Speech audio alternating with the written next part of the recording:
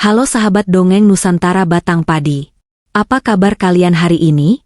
Semoga selalu sehat, dilapangkan rezekinya, dan dijauhkan dari segala kesulitan hidup. Sebelum kita mulai, aku mau tanya dulu, kamu sedang mendengarkan cerita ini dari kota mana?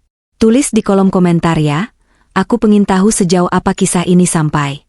Hari ini, aku akan membawamu ke sebuah legenda yang tidak sekadar bercerita tentang keajaiban, tetapi tentang keserakahan, pilihan manusia, dan harga mahal dari melanggar batas alam. Ini adalah kisah tentang padi emas yang konon bisa memberi makan satu desa tanpa pernah habis.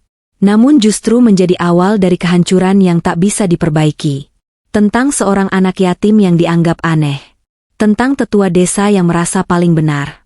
Dan tentang sebuah tanah bernama Watu Wulan, yang akhirnya lebih memilih menjadi batu daripada terus memberi pada manusia yang lupa diri.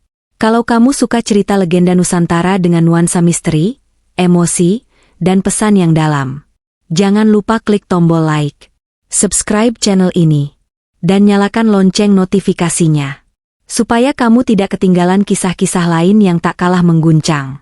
Sekarang, tarik napas pelan, dan dengarkan baik-baik, karena kisah ini bukan dimulai dari kutukan, melainkan dari sebuah desa yang terlalu sering panen, namun tidak pernah benar-benar kenyang.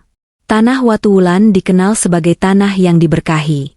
Sawahnya membentang hijau sejauh mata memandang, sungainya mengalir jernih tanpa henti, dan hujan turun hampir selalu tepat waktu. Orang luar sering berkata, siapapun yang tinggal di Watu Wulan takkan pernah kelaparan. Namun mereka tidak pernah tinggal cukup lama untuk menyadari satu hal yang ganjil.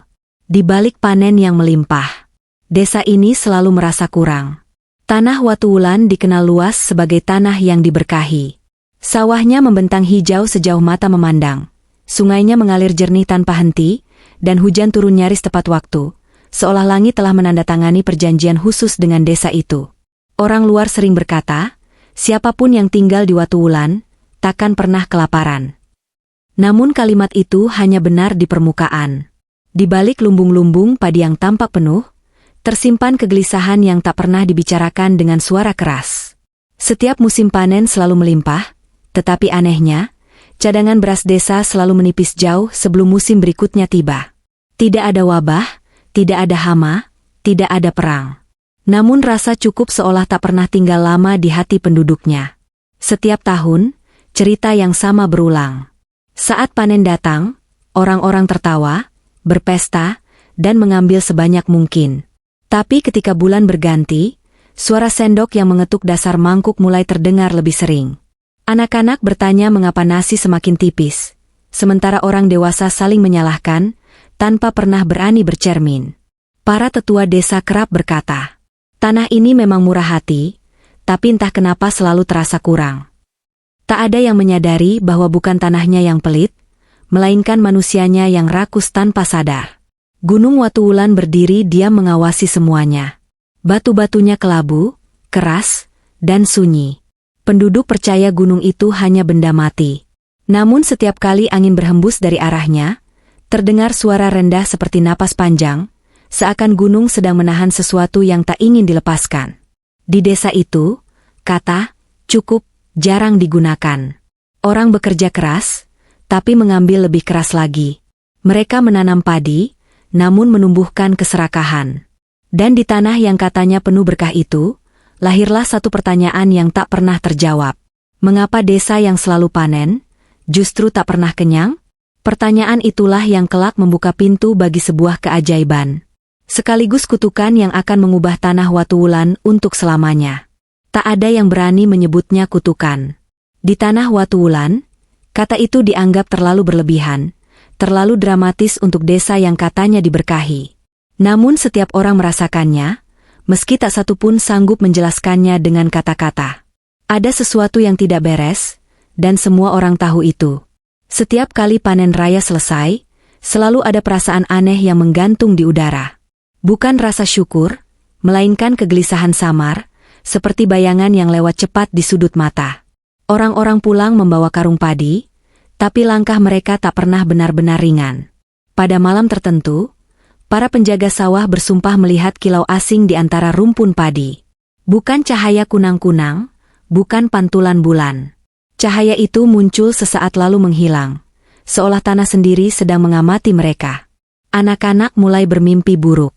Mereka terbangun sambil menangis, mengigau tentang ladang yang berubah menjadi batu, tentang suara gemuruh dari perut gunung, tentang tangan-tangan tak terlihat yang mencabut padi dari tanah. Orang tua menenangkan mereka, menyebutnya bunga tidur. Padahal, mimpi itu datang terlalu sering dan terlalu serupa untuk disebut kebetulan. Para tetua desa menggelar pertemuan-pertemuan kecil, tertutup, tanpa doa pembuka. Mereka membicarakan hal-hal yang tak pernah diumumkan ke khalayak. Sumur yang tiba-tiba surut lalu penuh kembali tanpa hujan, burung-burung yang enggan hinggap di sawah tertentu, dan angin malam dari arah Gunung Watuwulan yang membawa hawa dingin menusuk tulang, bahkan di musim kemarau.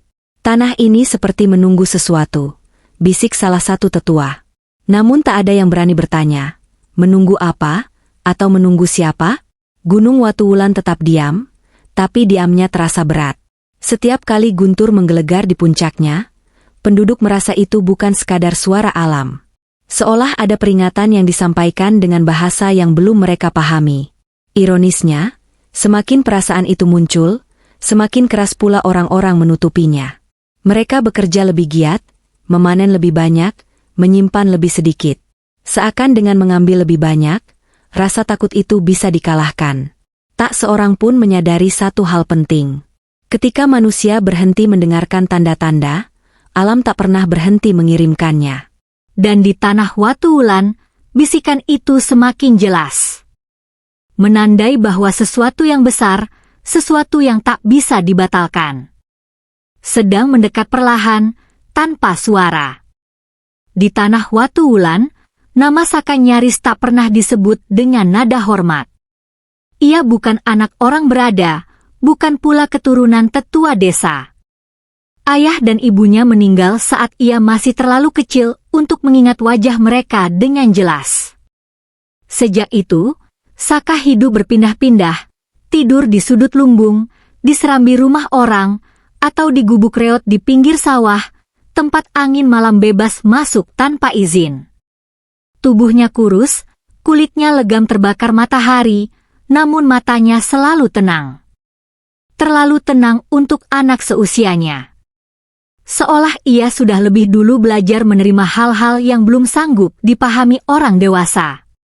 Yang membuat Saka benar-benar dianggap aneh bukanlah kemiskinannya, melainkan cara ia memperlakukan makanan. Setiap kali makan bersama warga, Saka selalu berhenti sebelum piringnya kosong. Ia menyisakan segenggam nasi, meletakkannya rapi, lalu menutupnya dengan daun pisang. Kebiasaan itu memancing ejekan. Tak tahu diri, kata sebagian orang. Pura-pura suci, bisik yang lain. Anak-anak menirunya sambil tertawa, orang dewasa menggelengkan kepala, seolah melihat kesalahan kecil yang menjengkelkan. Bagi mereka, di desa yang selalu panen, menyisakan makanan adalah tanda ketakutan berlebihan atau kebodohan. Namun tak seorang pun pernah bertanya mengapa. Saka melakukan itu bukan karena takut lapar. Ia justru sangat mengenal rasa lapar. Ia tahu bagaimana perut bisa kosong berhari-hari, bagaimana nasi sisa bisa menjadi penyelamat. Baginya, makanan bukan sekadar pengisi perut, melainkan janji untuk hari esok, dan pengingat bahwa sesuatu yang dihabiskan hari ini tak selalu kembali esok pagi. Di saat orang-orang berlomba mengambil lebih banyak, Saka justru belajar menahan diri. Ia mendengarkan sawah, memperhatikan angin, dan sering menatap Gunung Watuwulan lebih lama dari yang seharusnya. Ia merasa gunung itu tidak diam. Ia merasa tanah memiliki ingatan. Saka tidak tahu bahwa sikap kecilnya itu, yang dianggap remeh dan menjengkelkan, sebenarnya sedang menempatkannya di jalur takdir yang tak pernah ia minta. Karena di desa yang dipenuhi orang-orang yang tak pernah merasa cukup, anak yang tahu batas justru menjadi yang paling berbahaya dan paling dibutuhkan. Pada awalnya, kebiasaan Saka menyisakan nasi hanya dianggap ganjil.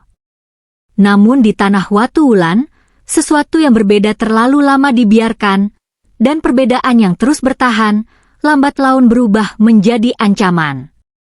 Orang-orang mulai memperhatikannya dengan cara yang tidak lagi netral. Setiap kali ada jamuan desa, mata-mata mengikuti gerakan tangan Saka. Saat ia berhenti makan dan menyisakan segenggam nasi, bisik-bisik langsung menyebar seperti api kecil di alang-alang kering. Dia merasa lebih suci dari kita. Anak itu seolah menilai cara kita makan. Jangan-jangan dia membawa sial. Tak ada tuduhan yang diucapkan keras-keras. Tapi di desa kecil, diam seringkali lebih tajam daripada teriakan. Anak-anak mulai menjauh.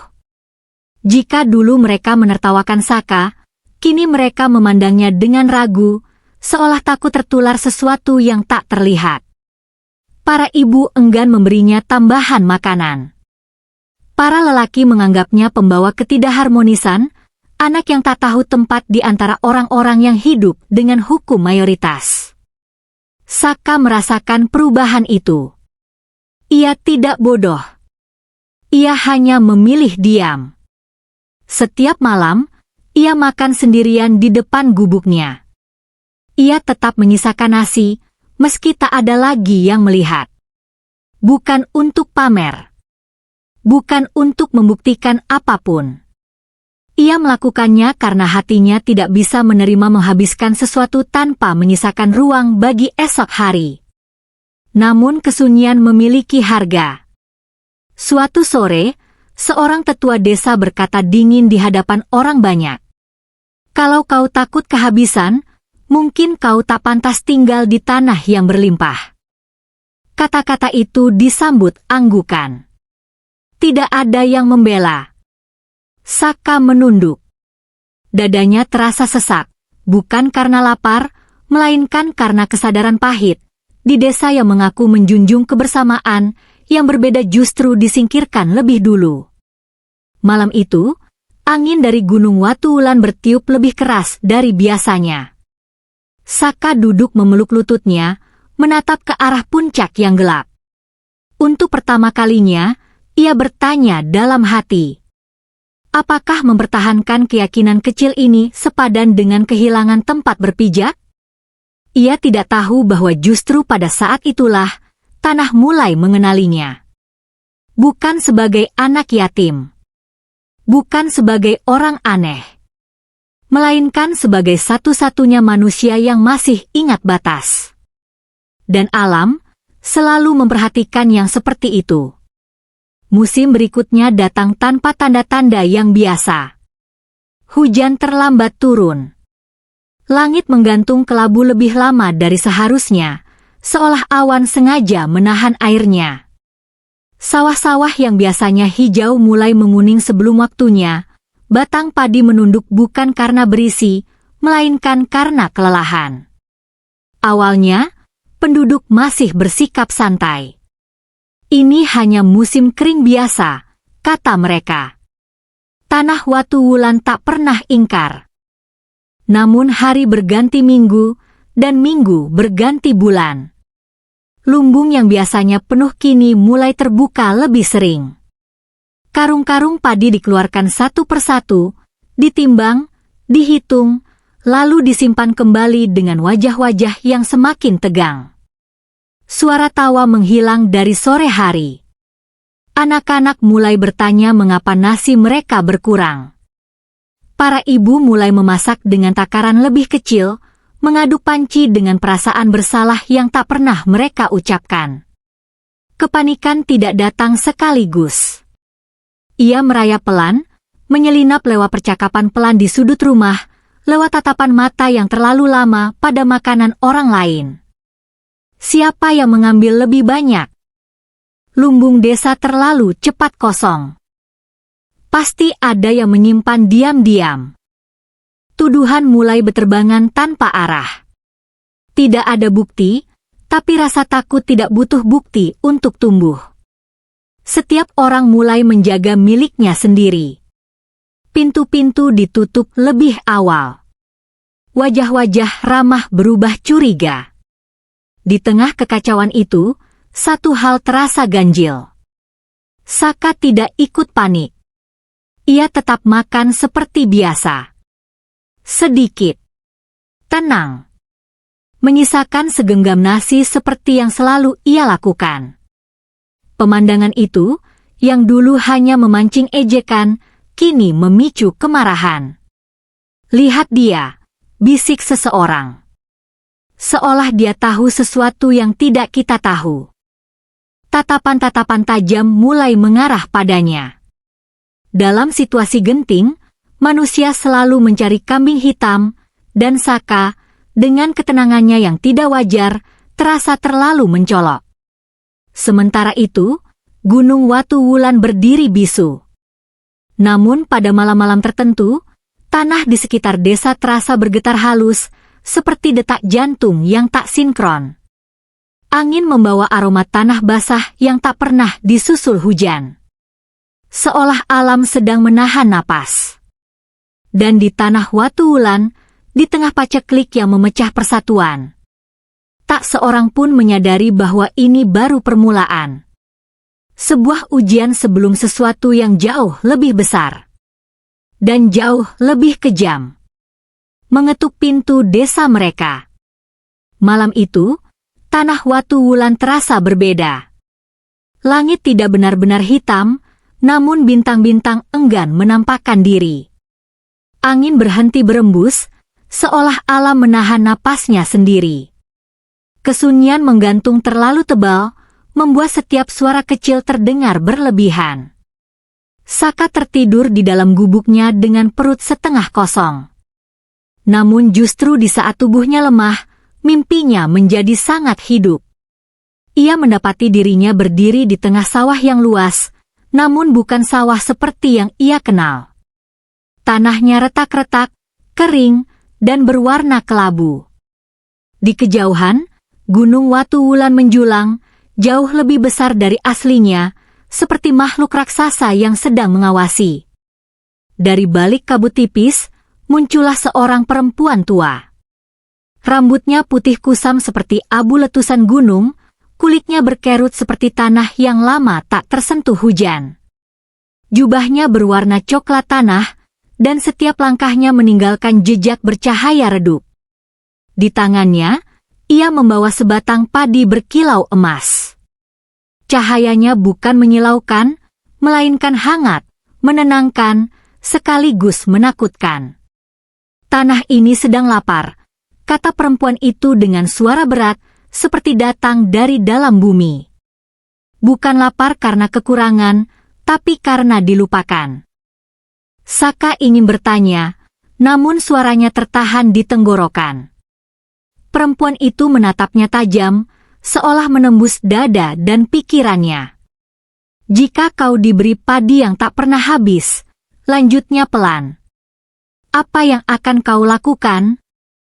Dalam mimpi itu, Saka melihat dua kemungkinan.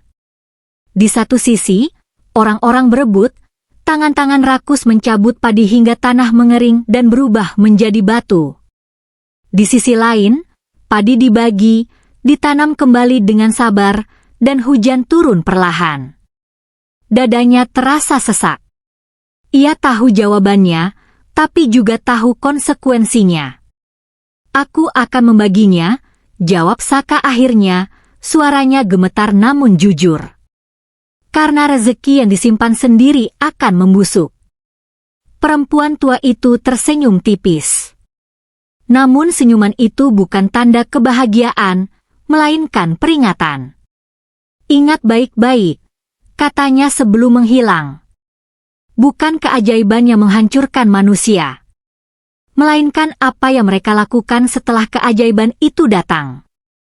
Saka terbangun dengan napas terengah. Keringat dingin membasahi tubuhnya.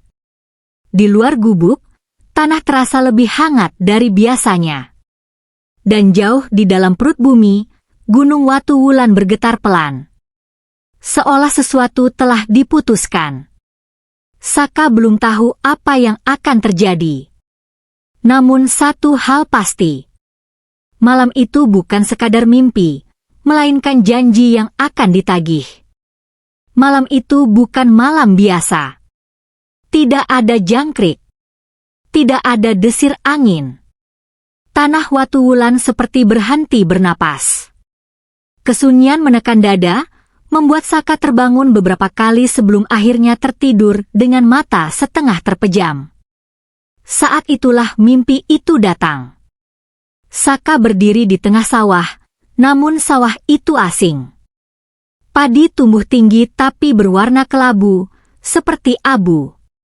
Tanah di bawah kakinya retak-retak, dan setiap retakan mengeluarkan suara lirih, menyerupai keluhan orang kelaparan. Langit menggantung rendah, seolah bisa disentuh dengan tangan. Gunung Watuwulan berdiri di hadapannya.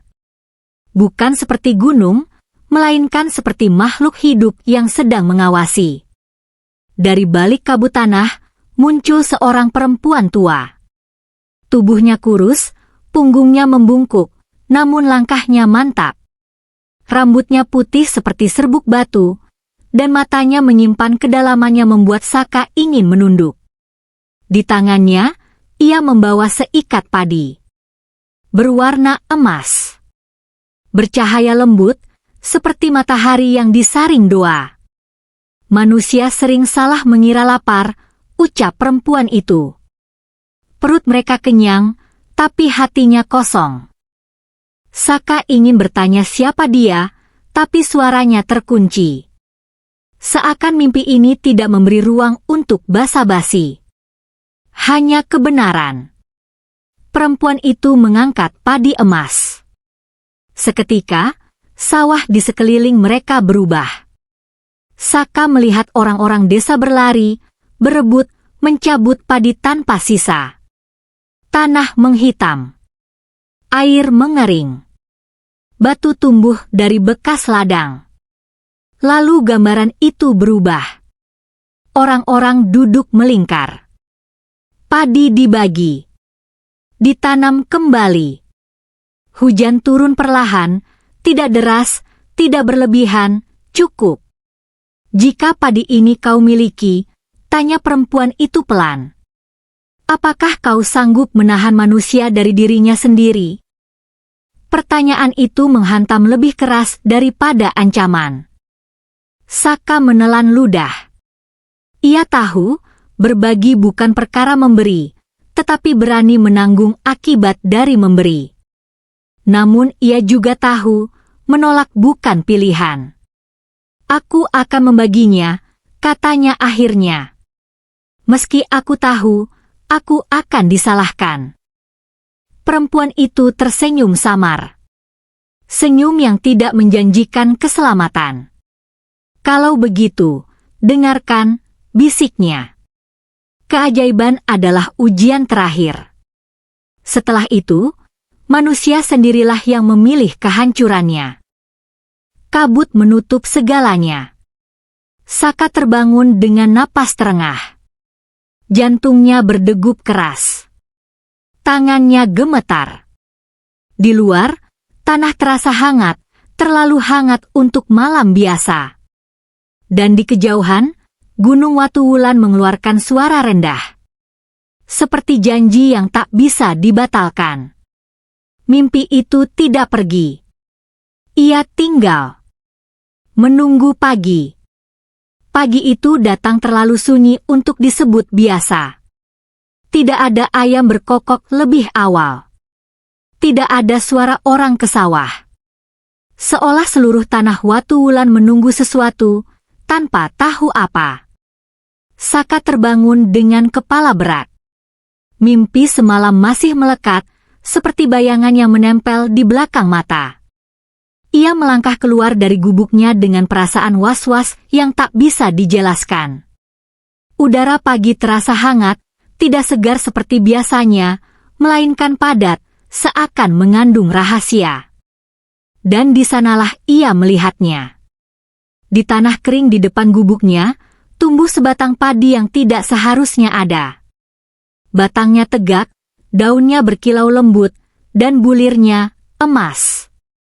bukan kuning biasa. Emas hidup, seolah menyimpan cahaya matahari di dalamnya. Saka terdiam. Lututnya melemas. Ia tidak berteriak. Tidak berlari. Ia hanya berdiri, menatap, dan tahu, tanpa perlu penjelasan, bahwa mimpi itu nyata. Dengan tangan gemetar, ia menyentuh bulir padi itu. Hangat. Nyata. Tidak hancur. Tidak menghilang. Bahkan terasa bernapas. Penduduk desa mulai berdatangan. Awalnya 1, lalu 2, lalu puluhan. Bisik-bisik berubah menjadi seruan. Mata-mata membelalak. Ada yang berlutut. Ada yang menahan napas, takut keajaiban itu buyar jika disentuh terlalu lama. Emas. Padi emas. Bagaimana bisa? Saka memanen 1 genggam. Bulirnya jatuh ke telapak tangan seperti janji yang terlalu besar. Ia membagikannya. 1 persatu. Tanpa memilih. Tanpa menyimpan. Ajaibnya, keesokan saat mereka kembali, padi itu berbuah lagi. Utuh. Tak berkurang. Sorak-sorai pecah. Tangis haru bercampur tawa. Orang-orang menyebut nama Saka dengan nada yang berbeda, bukan lagi ejekan, melainkan kekaguman. Ada yang memanggilnya anak pilihan. Ada yang menyebutnya titipan alam. Namun di balik semua itu, sesuatu bergerak pelan. Mata-mata tertentu tidak bersinar karena syukur, melainkan karena perhitungan. Senyum-senyum muncul dengan sudut yang terlalu rapi. Bisikan berubah arah, bukan lagi tentang kelaparan, tapi tentang kepemilikan. Dan Saka, di tengah pujian yang mendadak itu, merasakan firasat dingin merayap di punggungnya. Ia teringat pesan dalam mimpi. Keajaiban bukanlah hadiah, melainkan ujian. Padi emas telah muncul. Dan bersama dengannya, godaan terbesar manusia ikut bangkit dari tanah. Hari-hari setelah kemunculan padi emas berubah menjadi pesta panjang. Tanah Watu Wulan yang semula muram kini dipenuhi tawa dan hiruk-pikuk. Dapur-dapur mengepul sejak pagi, periuk tak lagi ditakar dengan cermat, dan anak-anak kembali berlarian dengan perut kenyang. Orang-orang menyebutnya masa emas, dan mereka mengucapkannya dengan keyakinan yang nyaris buta. Setiap pagi, padi emas itu dipanen. Setiap sore, bulirnya kembali penuh. Keajaiban itu terasa tak pernah lelah. Dan justru karena itulah, manusia mulai lupa diri. Nama Saka dielu-elukan. Ia diundang ke rumah-rumah yang dulu menutup pintu untuknya. Ia diberi tempat duduk di depan saat pertemuan desa, dipanggil dengan suara lembut yang terasa asing di telinganya. Orang-orang tersenyum kepadanya, senyum yang hangat, tapi terlalu sering diiringi tatapan menghitung. Berapa banyak yang bisa kita ambil hari ini? Kalau besok masih ada, kenapa harus menahan diri? Pertanyaan-pertanyaan itu muncul tanpa rasa bersalah. Euforia menghapus kehati-hatian. Orang makan lebih banyak, menyimpan lebih sedikit, dan berhenti memikirkan esok. Lumbung desa kembali diisi, tapi tidak dengan niat berjaga, melainkan sebagai simbol kekuasaan baru. Para tetua mulai sering berkumpul. Bukan untuk berdoa, melainkan untuk berdiskusi tertutup. Mereka berbicara tentang pengaturan, tentang keadilan versi mereka, tentang risiko jika padi emas hanya berada di tangan satu orang, terlebih seorang anak yatim yang tak punya pengaruh. Kata, demi bersama, sering diucapkan, namun nada suara mereka tidak lagi membawa kepedulian. Saka merasakan perubahan itu. Ia tetap membagi padi seperti biasa, namun kini setiap pemberian terasa ditimbang oleh mata yang mengamati. Ada yang tersenyum sambil menyembunyikan niat. Ada yang menepuk bahunya dengan keakraban yang terasa dipaksakan. Pada suatu sore, Saka berdiri sendirian di depan padi emas.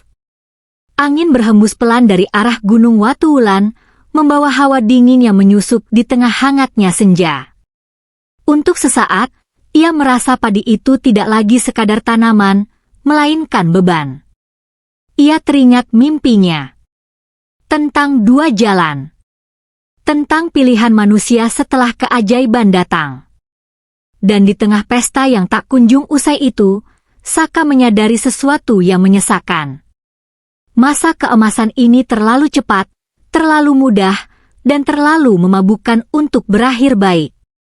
Di balik tawa yang menggema, keserakahan sedang belajar berjalan. Pelan. Diam-diam. Menuju pusat desa. Di tengah kemeriahan tanah Watuwulan, hanya satu orang yang tidak ikut mabuk oleh keajaiban, Saka. Ia tetap bangun pagi, tetap duduk di depan gubuknya, tetap memandangi padi emas dengan perasaan campur aduk. Orang-orang mengira ketenangannya adalah tanda keyakinan, bahkan ada yang menyebutnya bijaksana. Namun mereka keliru. Ketenangan Saka bukan berasal dari rasa aman, melainkan dari kekhawatiran yang sudah ia terima lebih dulu.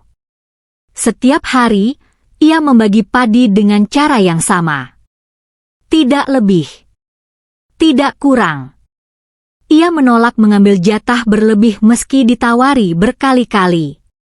Baginya, padi emas bukan milik pribadi, bukan pula alat kekuasaan.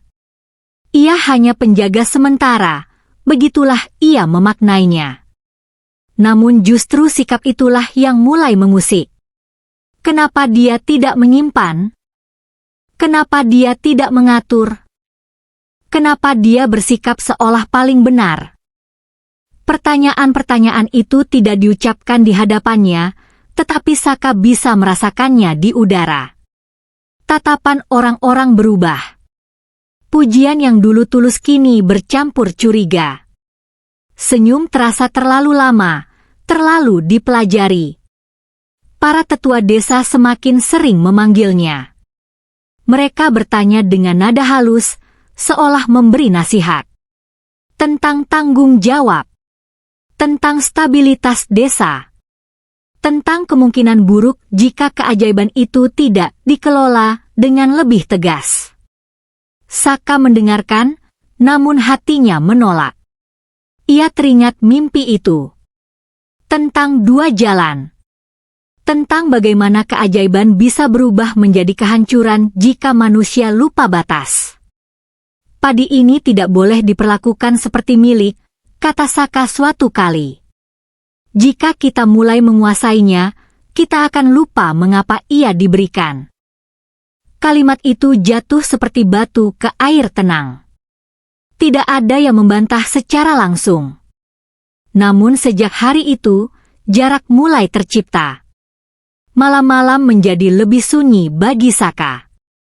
Ia sering berdiri sendirian di sawah, ditemani suara angin dari arah Gunung Watuwulan.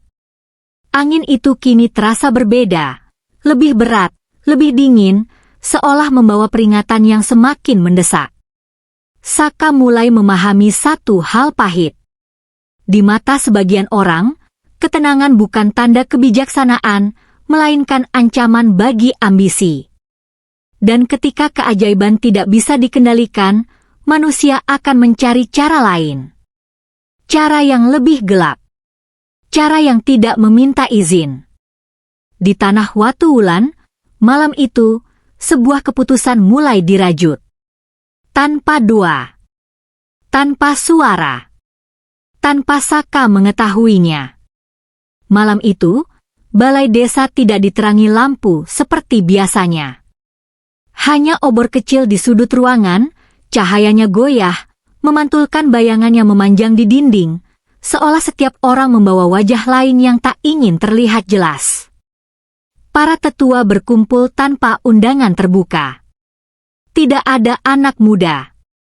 Tidak ada doa pembuka. Hanya tatapan-tatapan yang saling mengukur, dan satu topik yang berulang-ulang disebut dengan suara pelan, padi emas. Kita tak bisa terus bergantung pada satu anak, ujar seorang tetua dengan nada datar. Ini bukan soal iri, sahut yang lain cepat, seolah membela diri sebelum dituduh. Ini soal keselamatan desa. Kata keselamatan diucapkan berkali-kali. Seperti jimat. Seperti pembenar. Mereka berbicara tentang kemungkinan terburuk. Bagaimana jika Saka sakit, pergi, atau, lebih berbahaya, tetap bersikeras membagi tanpa kendali. Mereka menyebut ketenangan Saka sebagai kecerobohan. Prinsipnya dianggap terlalu polos untuk dunia yang, menurut mereka, membutuhkan tangan kuat. Keajaiban itu harus dikelola, kata seorang tetua sambil mengetuk lantai dengan tongkatnya. Dan pengelolaan butuh otoritas. Tidak ada yang menyebut kata menguasai. Mereka memilih kata menjaga, mengamankan, menata. Bahasa yang lembut untuk niat yang keras. Seseorang mengusulkan agar padi emas dipindahkan ke ladang desa, tempat yang netral. Saka tidak perlu diberitahu malam ini, katanya. Besok akan dijelaskan. Demi kebaikan bersama. Demi ketertiban. Keheningan menyelimuti ruangan. Tidak ada suara setuju. Tidak ada penolakan. Dan disitulah keputusan benar-benar lahir. Dalam diam. Tak seorang pun bertanya apa yang akan terjadi pada tanah jika padi itu dicabut. Tak ada yang mengingat cerita lama tentang batas dan tanda. Mereka terlalu sibuk membayangkan stabilitas dan lupa bahwa alam tidak pernah bisa dinegosiasikan dengan alasan. Di luar balai desa, angin dari Gunung Watuwulan berhembus lebih kencang. Obor-obor bergetar. Bayangan di dinding tampak seperti tangan-tangan yang saling berbisik. Malam itu, para tetua pulang dengan langkah mantap. Keputusan telah dibuat. Tanpa Saka. Tanpa alam. Dan di tanah Watuwulan, ketika kebaikan mulai dibungkus kekuasaan. Kehancuran biasanya hanya tinggal menunggu waktu. Malam itu, bulan tidak sempurna. Cahayanya terpotong awan, jatuh ke tanah seperti pecahan-pecahan perak yang dingin. Tanah Watuwulan tertidur, namun tidurnya gelisah, seakan bumi tahu sesuatu yang akan terjadi tanpa mampu mencegahnya. Para tetua bergerak pelan. Langkah mereka terukur, nyaris tanpa suara. Obor kecil di bawah rendah, bukan untuk menerangi, melainkan untuk menyembunyikan niat. Tidak ada yang berbicara. Kata-kata terasa terlalu berat untuk malam seperti ini. Di depan gubuk Saka, mereka berhenti. Padi emas berdiri tegak, berkilau lembut, seperti makhluk hidup yang sedang berjaga. Cahaya hangatnya bertabrakan dengan dinginnya malam, dan untuk sesaat, beberapa dari mereka ragu. Cepat, bisik seseorang. Jangan pikirkan. Tangan-tangan mulai bergerak. Tanah digali. Akar padi tersingkap, bukan putih seperti akar biasa, melainkan gelap dan berdenyut, seolah terhubung langsung ke jantung bumi. Saat cangkul pertama menghantam tanah, angin berhenti total. Sunyi. Terlalu sunyi. Ketika padi emas ditarik, bumi bergetar pelan. Bukan gempa, melainkan getaran dalam, seperti tarikan napas panjang yang ditahan paksa. Beberapa tetua terhuyung. Obor bergetar hebat, nyaris padam. Lanjutkan, perintah suara yang berusaha terdengar tegas. Akar itu tercabut seluruhnya. Detik berikutnya, langit menggelap. Awan berputar cepat. Angin menerjang tiba-tiba, membawa bau tanah basah bercampur batu panas. Dari arah Gunung Watuwulan, terdengar gemuruh rendah, bukan petir, melainkan raungan yang datang dari perut bumi. Salah satu tetua jatuh berlutut. Ini salah, gumamnya. Namun sudah terlambat. Padi emas, yang kini terlepas dari tanah asalnya, kehilangan kilau hangatnya. Cahayanya memudar, berubah pucat, dingin, dan asing. Keajaiban itu tidak mati, tapi ditolak. Mereka bergegas menanamnya di ladang desa. Tanah menelan akar itu tanpa perlawanan. Tidak ada cahaya. Tidak ada tanda kehidupan. Hanya keheningan yang semakin berat. Di kejauhan, Saka terbangun dengan dada berdebar. Ia tidak tahu apa yang terjadi, namun hatinya berteriak. Ia menatap ke arah sawah dan merasakan sesuatu putus. Malam itu, tanah Watu Wulan telah dilanggar batasnya. Bukan oleh orang jahat, melainkan oleh orang-orang yang merasa paling benar. Dan alam tidak pernah memaafkan pelanggaran seperti itu. Tidak ada yang benar-benar tidur malam itu. Tanah Watu Wulan berguncang dalam diam, seperti dada yang menahan amarah terlalu lama. Angin datang tiba-tiba, memutar arah tanpa pola, menghantam dinding-dinding rumah dengan suara rendah yang membuat bulu kuduk meremang. Langit berubah. Awan bergulung cepat, saling bertabrakan, menutup bulan sepenuhnya. Bukan gelap yang biasa, melainkan gelap yang terasa berat, menekan dari atas, seolah langit turun beberapa jengkal mendekati bumi. Lalu terdengarlah suara itu. Bukan petir. Bukan gempa. Suara itu datang dari Gunung Watu Wulan, gemuruh panjang, dalam, dan berlapis, seperti raungan makhluk purba yang baru saja dibangunkan dari tidurnya. Tanah bergetar, bukan mengguncang, melainkan berdenyut, seirama dengan suara dari perut gunung. Orang-orang keluar rumah. Beberapa berteriak memanggil nama keluarga. Yang lain hanya berdiri kaku, menatap ke arah puncak gunung yang kini diselimuti cahaya kemerahan, samar namun mengancam. Hujan turun. Bukan hujan deras, melainkan tetesan berat yang jatuh jarang-jarang, meninggalkan bekas gelap di tanah, dan mengeras. Dalam hitungan menit, tanah sawah mulai berubah warna. Hijau padi memudar, digantikan kelabu kusam. Batang-batang padi membeku di tempatnya. Daun-daun mengeras, lalu retak. Ladang yang kemarin hidup, kini membatu. Para tetua berlari ke ladang desa tempat padi emas dipindahkan. Mereka berharap melihat cahaya, tanda pengampunan, apapun. Namun yang mereka temukan hanyalah tanah keras, dingin, dan sepi. Padi emas itu berdiri tanpa kilau, seperti benda asing yang ditolak bumi. Ini tidak seharusnya terjadi, gumam seseorang. Gunung kembali menggeram. Kali ini lebih dekat. Lebih jelas. Seolah menegaskan satu hal, alam tidak bernegosiasi. Di tengah kekacauan itu, Saka berdiri sendirian. Hujan membasahi rambutnya, namun ia tidak bergerak. Ia menatap ladang yang membatu, dadanya sesak oleh perasaan yang sulit dinamai, bukan marah, bukan takut, melainkan duka yang datang karena kebenaran terlambat didengar. Ia teringat mimpi itu. Tentang pilihan. Tentang keajaiban yang diuji. Malam itu, murka Gunung Watu Wulan tidak membunuh siapapun. Ia memilih hukuman yang lebih kejam. Mengambil masa depan.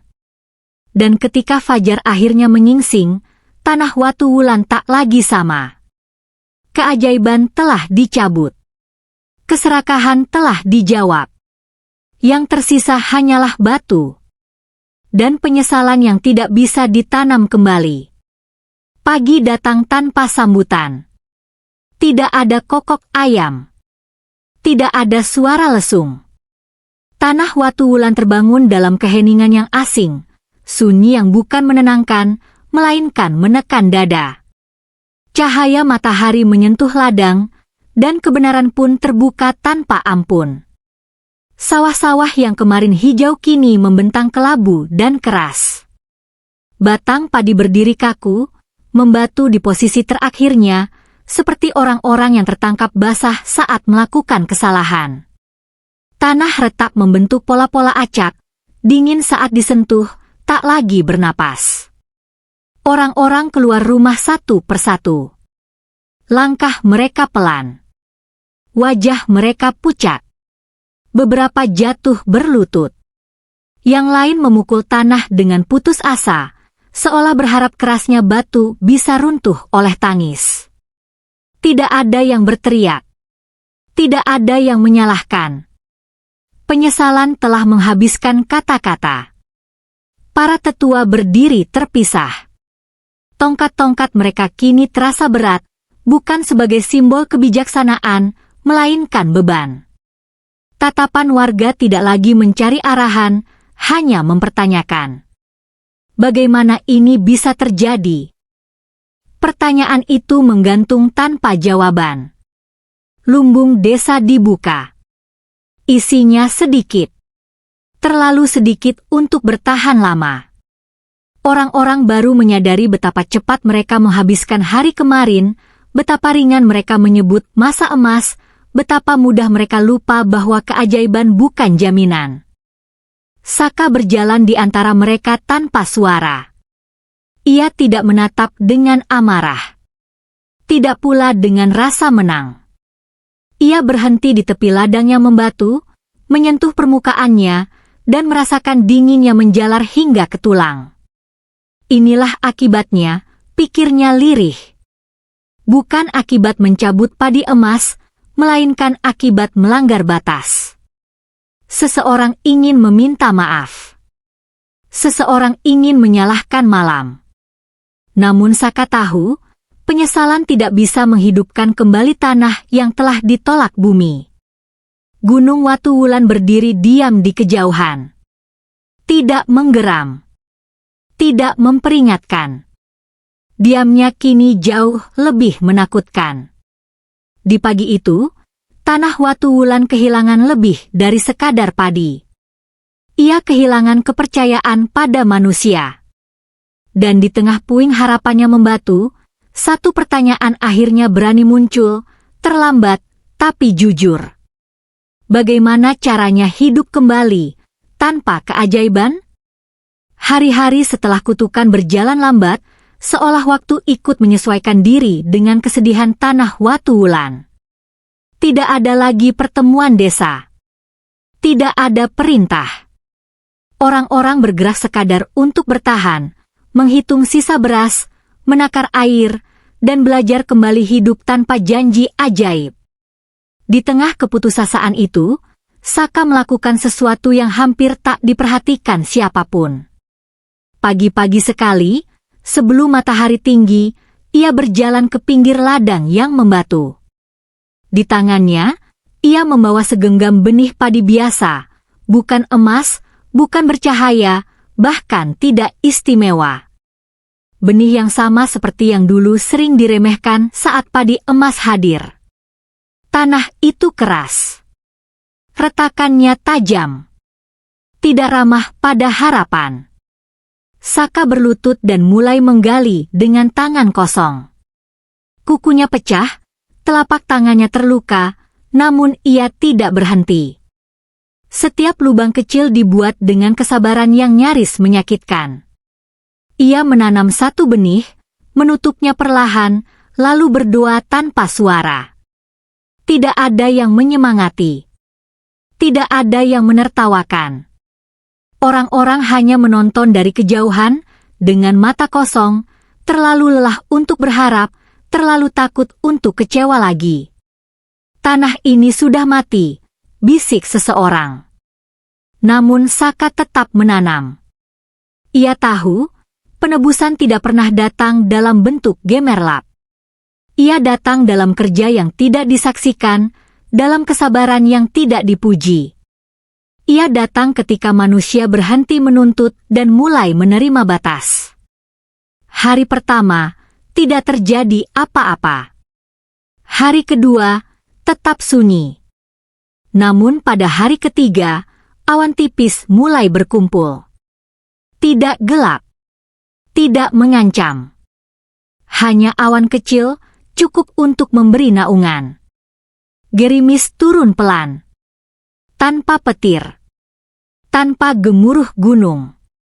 Air meresap ke tanah, dan untuk pertama kalinya sejak kutukan, retakan itu terasa lebih lunak. Saka tidak tersenyum. Ia hanya menghela napas panjang, seolah baru sekarang beban di dadanya sedikit terangkat. Ia tahu, ini bukan pengampunan penuh. Ini hanyalah kesempatan. Dan kesempatan tidak pernah datang dua kali untuk orang yang sama. Orang-orang mulai mendekat. Tidak untuk mengambil alih. Tidak untuk memerintah. Mereka datang membawa benih. Membawa cangkul. Membawa tangan mereka sendiri. Di tanah Watuwulan, harapan tidak kembali sebagai keajaiban. Ia kembali sebagai kerja. Sebagai peluh. Sebagai pelajaran yang terlalu mahal untuk dilupakan. Waktu berlalu, seperti selalu. Tanah Watuwulan tidak kembali seperti dulu, dan memang tidak pernah dimaksudkan untuk itu. Sawah-sawah yang membatu tetap berdiri di beberapa bagian desa. Tidak dihancurkan. Tidak disingkirkan. Orang-orang membiarkannya menjadi penanda. Setiap retakan, setiap bongkahan keras, menjadi saksi bisu tentang satu masa ketika manusia diberi terlalu banyak, lalu lupa caranya cukup. Padi kembali tumbuh. Tidak lebat. Tidak cepat. Namun nyata. Hasil panen tidak lagi dirayakan dengan pesta besar. Lumbung diisi dengan hati-hati.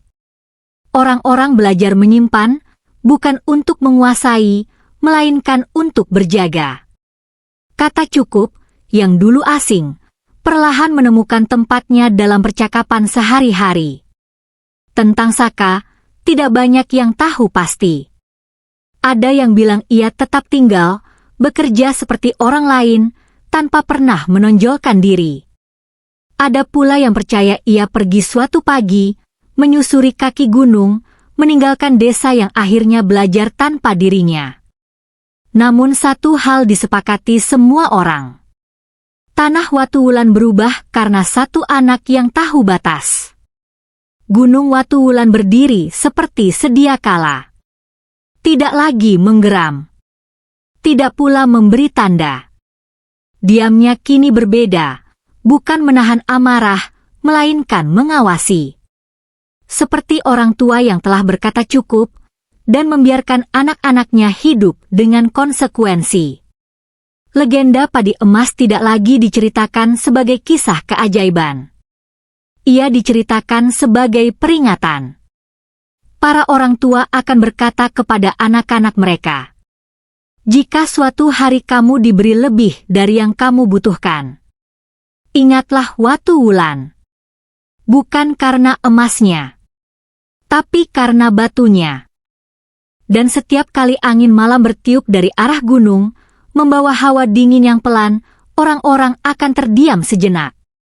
Bukan karena takut, melainkan karena ingat bahwa alam tidak pernah kejam. Bahwa keajaiban tidak pernah berbahaya. Yang berbahaya hanyalah manusia. Saat merasa berhak atas segalanya. Begitulah legenda itu bertahan. Tidak tertulis. Tidak dipahat. Ia hidup di tanah yang retak. Di sawah yang dijaga. Dan di hati orang-orang yang akhirnya belajar. Keberkahan bukan tentang seberapa banyak yang datang, melainkan seberapa bijak kita menahannya. Dan tanah Watuwulan akan selalu mengingat mereka yang lupa. Sahabat dongeng Nusantara. Begitulah akhir dari legenda padi emas dari tanah Watuwulan. Kisah ini mengajarkan kita satu hal yang sederhana, namun sering kita lupakan. Bahwa keberkahan tidak pernah hilang karena dibagi, melainkan karena ingin dikuasai. Bahwa alam tidak pernah kejam, tetapi manusia sering lupa kapan harus berhenti.